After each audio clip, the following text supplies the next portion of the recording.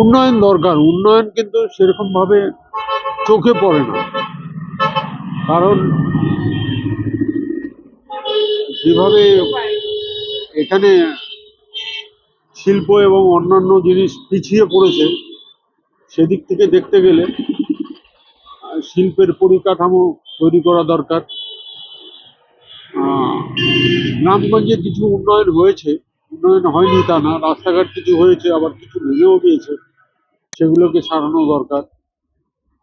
পৌরসভা চেষ্টা করছে কাজ করার জন্য, তো কতটা কি করে উঠতে পারছে সেটা খুব একটা নজরে পড়ছে না।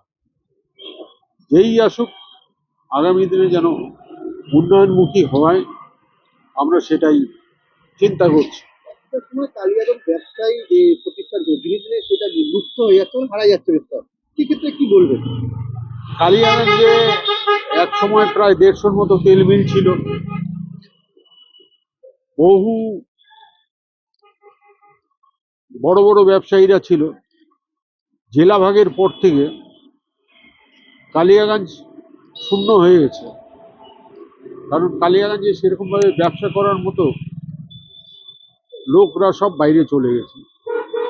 কারণ জেলা ভাগের পর বালুরঘাট সব রকম ফেসিলিটি পেয়েছে, গঙ্গারামপুর সব রকম ফেসিলিটি পেয়েছে, গঙ্গারামপুরে যথেষ্ট উন্নয়ন হয়েছে, সেদিক থেকে কালিয়াগঞ্জের কোনো উন্নয়ন হয়নি। কেন হলো না কালিয়াগঞ্জ উন্নয়ন? সেটা তো সেটা বিগত দিনে বা বর্তমান সরকার এরাই বলবে, হ্যাঁ, তারাই বলতে পারবে। হয়তো বেকারত্ব হ্যাঁ, সংখ্যা বাড়তেছে। হ্যাঁ, বেকারত্ব সংখ্যা তো দিন দিন বাড়ছে। সেই হিসাবে কালিয়াগঞ্জের যে কলকারখানাগুলো বন্ধ হয়ে আছে, সেগুলো চালু করার জন্য সরকারের কাছে অনুরোধ রাখবো।